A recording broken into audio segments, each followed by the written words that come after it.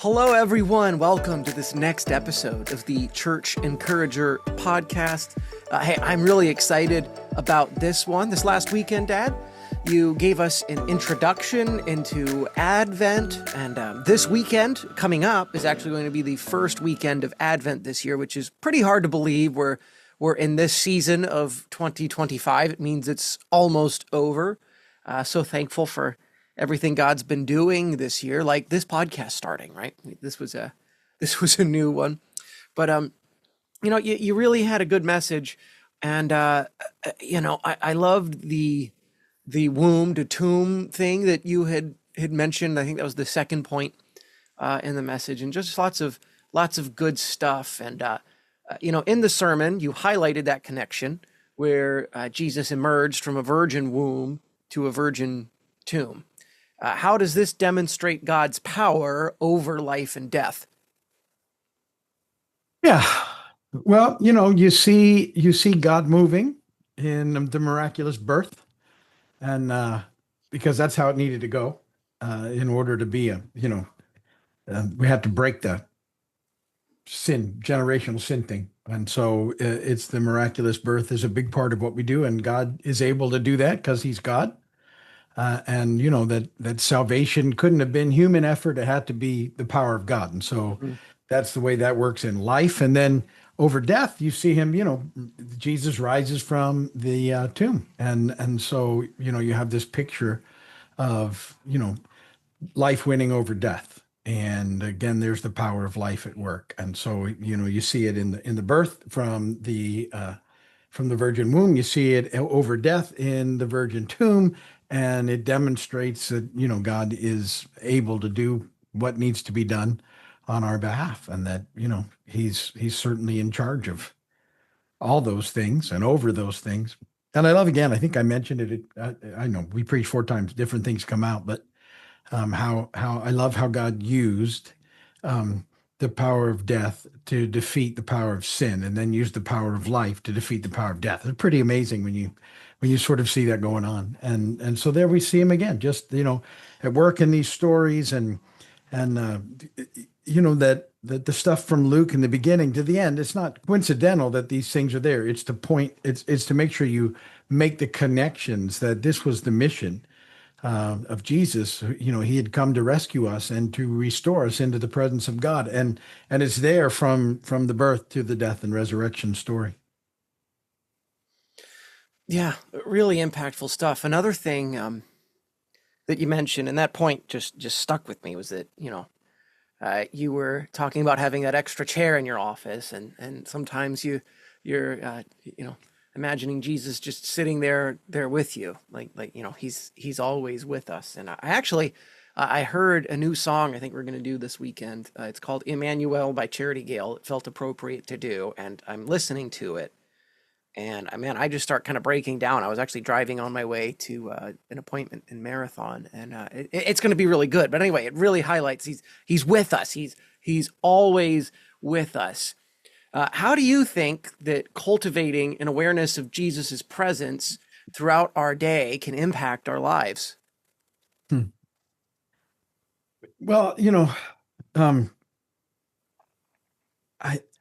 I think if it's hard for us to take that on as a reality, so we almost can't even think of it like that. We dismiss it, and that somehow he's with us even more than just being filled with Holy Spirit. He's with us that way always, but there's something about him saying, "I'll be with you always," and that I believe it. And so it's getting used to him, thinking about him in that way, because the heaven and earth separation isn't millions and millions and millions and miles, right? It's just a little veil, and so he's just he's right there, right? And the only thing that would keep us from seeing him fully all the time is this little veil. So he's with us, and I think it's helpful to imagine him being right there. And the story I told really sort of changed things for me from a head knowledge to a heart knowledge, in that I grabbed a hold of the image, right? And I'm like, oh,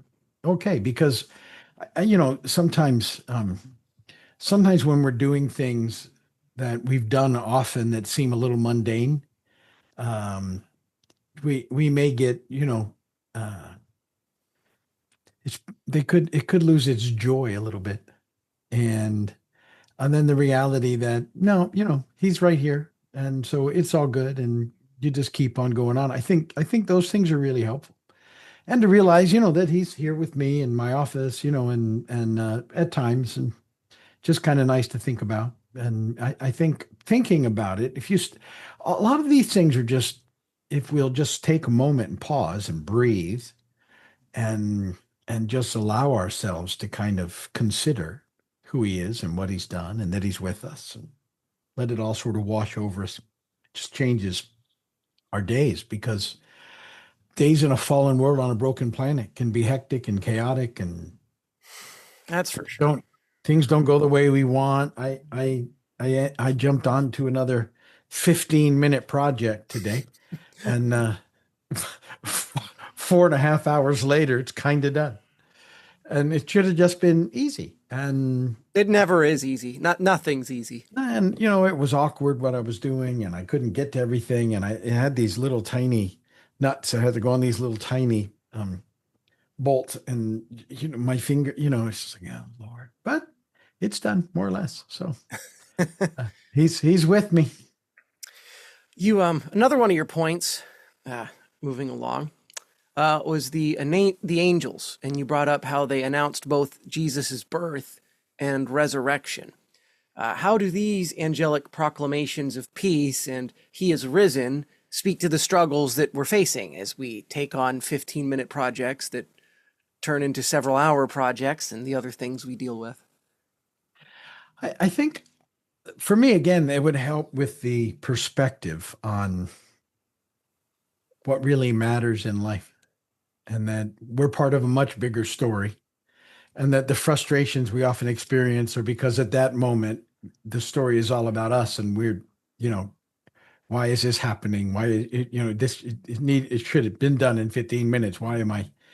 And we can get frustrated, but in the bigger scheme, life is moving on. God's doing amazing things, and he's big enough to, if he's big enough, to be over life and death, he certainly can redeem time where we need it to. And we just do better, I think, if we don't allow ourselves to get worked up. I said it took a long time, but it wasn't for the most part, it was like, I wasn't upset, bothered by it. It was just uncomfortable sometimes. And, I get more upset about that than anything, that my body hurts, in weird positions now. I'm like, ow.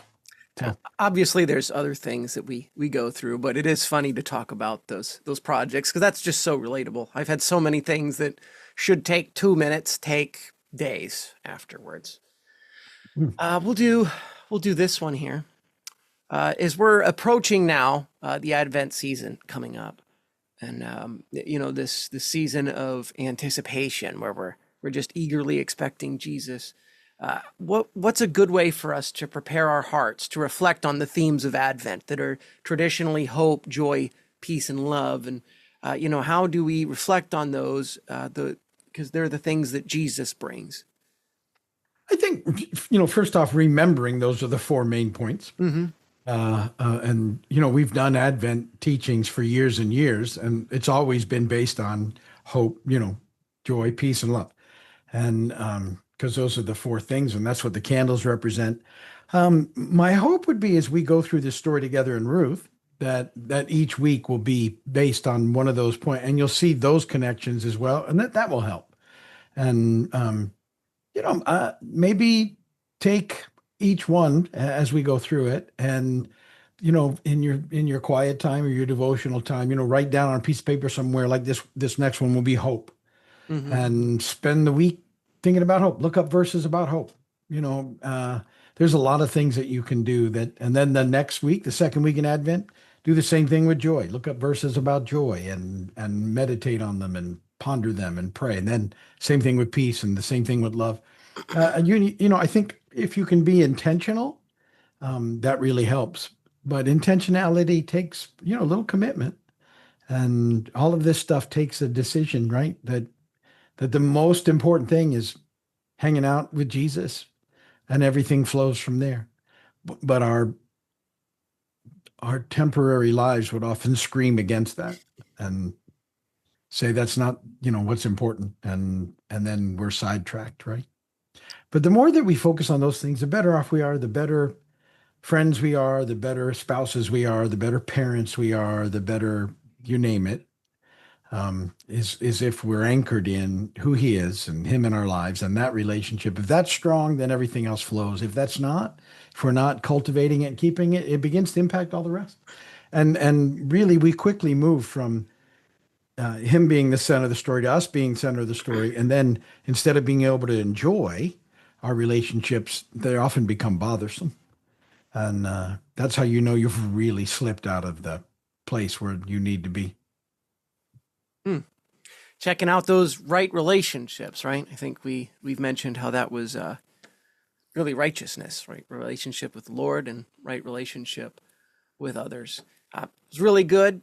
I'm looking forward to this upcoming weekend, getting to dive into Ruth in our Advent series for the year. It's going to be good. Thank you so much, Dad, for your time and for encouraging the church. We will see you all next week.